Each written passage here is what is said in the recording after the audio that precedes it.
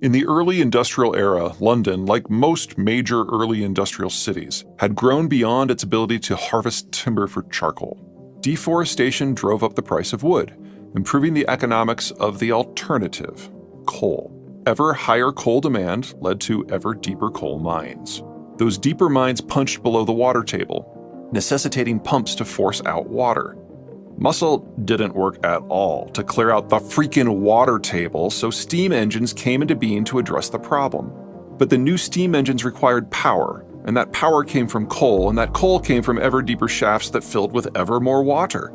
Faced with the cost of ever deeper shafts and ever more expensive steam engines, some suppliers ventured farther afield to source coal from seams that were not directly adjacent to London.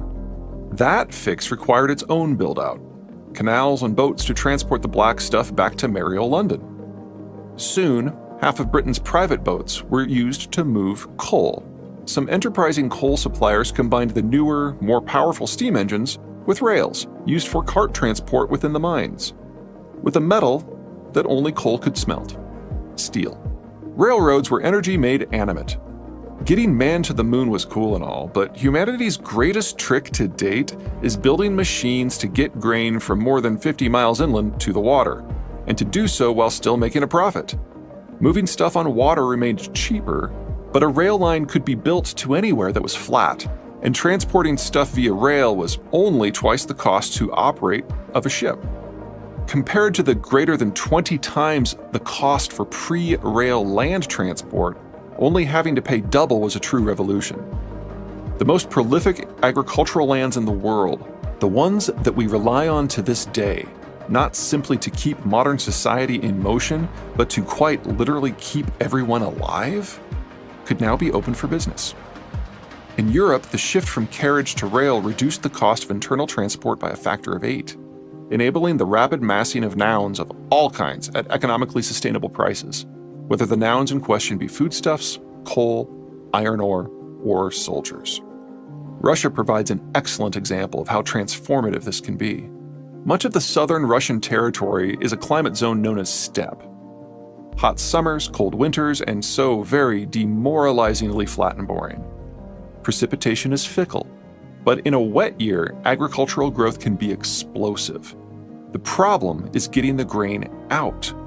What navigable rivers Russia has don't flow through or to useful places, with most terminating in the Arctic. Horses and carriages dragging thousands of tons of grain over the great Russian wide open is far too taxing to be profitable in any era. What little trade occurred fit the normal bill: high value relative to weight.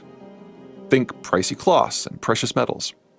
Between the steppe's openness and the boom-bust economic cycle that followed the rain, it should come as no surprise that the horse-mounted Mongolians had no problem conquering the whole region and holding it for 3 centuries, while making a bang-up living taxing the northern branches of the Silk Roads. High internal transport costs meant that any products that post-Mongol Imperial Russia wished to export had to be sourced close to ports. As of the 18th century, some 70% of Russian grain exports were not grown in the empire's more fertile regions, but instead in Russia's Baltic provinces of Estonia and Livonia, that's contemporary Latvia, by virtue of their proximity to the port of Riga.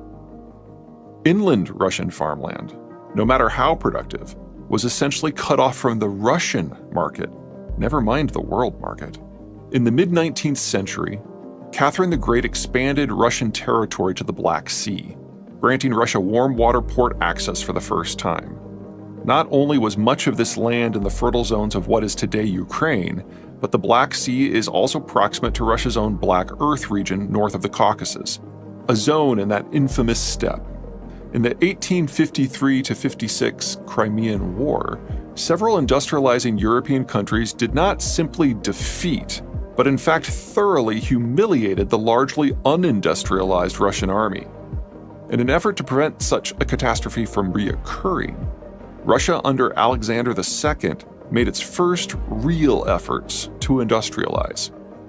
Considering how physically huge Russia is, and how difficult it was to transport goods even within the empire's more populous territories, building a railroad network was at the top of the to-do list. Suddenly, Russian grain could reach international markets. The Russian rail program began in earnest in 1866. In just 15 years, the Russian network roughly quadrupled to nearly 15,000 miles, adding more track than all of Europe had during the previous half-century.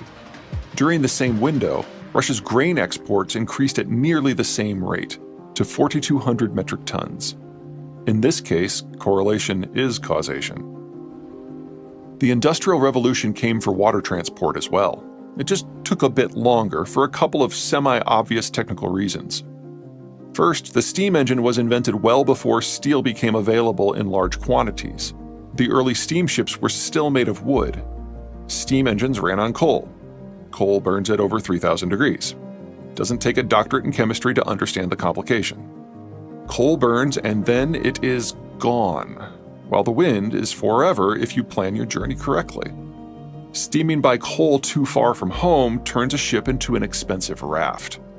Much of the early industrial age logistical needs of the British Empire revolved around the establishment and protection of far-flung coaling stations. The Brits were pretty fly on the waves, but building an empire still takes time and effort. Technological requirements shaped the empire as much as the other way around. Early steamships could move about 1,000 tons at 5 to 8 miles per hour, a reasonable speed for a lazy bicycle ride. As slow as that sounds, it is still on average 5 times the average speed of pre-industrial sailing vessels. The 1840s brought us turn-screw motors, think propellers instead of paddle wheels, and faster speeds. Steel hulls debuted in the 1860s, largely solving the whole don't burn your ship problem, along with a host of other speed-limiting issues like hull fouling. By the 1890s, these technologies and more had several generations of kink workouts behind them, setting the stage for bigger, faster vessels.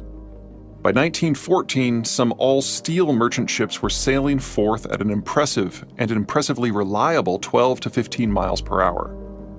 Add in the Suez and Panama Canals, 1869 and 1914 respectively, and goods could reach more locations without having to fully circumnavigate continents. By 1940, oil-powered internal combustion engines started replacing coal-powered steam, increasing ranges, decreasing fuel cargo requirements, and breaking the link between merchant marines and imperial-managed coal stations. Just as coal-fueled steam power trickled from the railways to the sea lanes, now oil-powered internal combustion trickled back. Each advance helped make both transoceanic and inland transportation more regular and predictable. Costs plummeted, cargoes soared, reliability improved, and goods were moving on a scale hitherto undreamt of. For the first time, true international trade in bulk goods was possible. Between 1825 and 1910, inflation-adjusted prices for freighting cotton and wheat fell by 94%. Between 1880 and 1910, the cost component of transport for wheat being shipped from the United States to Europe fell from 18% to 8%. Now that transport issues had gone from straitjacket to springboard, no one in Britain who had the option would keep eating local foodstuffs. Between 1850 and 1880, the proportion of British cereals in the average British diet fell from 3/5 to 1/5. It wasn't just stuff, but people too. Just as the pre-industrial tech of deep-sea transport provided new opportunities for many workers, railways and steamships allowed the average person to consider a new life. The journey, now easier, faster, cheaper, and above all safer, opened up the world. Or at least it opened up the world's temperate zones that white Europeans found comfortable. 30 million Europeans, mostly British and Irish, relocated to the settler states. For those who stayed behind, the cities fundamentally transformed.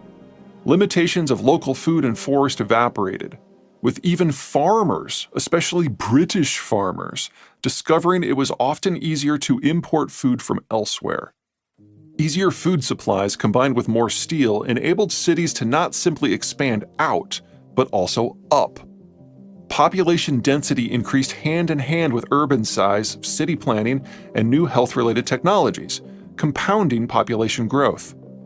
Whereas pre-industrial cities often relied on a constant influx of people to replace those who had died of starvation or disease, Industrialized cities were not synonymous with death. They could sustain their populations, and so grew rapidly.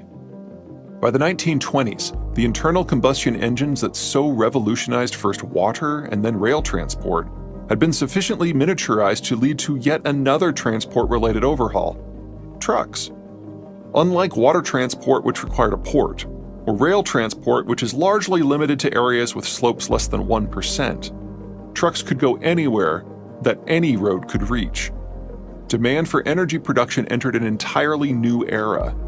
Trains retained dominance for trips over 500 miles, but trucks took over most of everything else, especially the all-important final mile of delivery.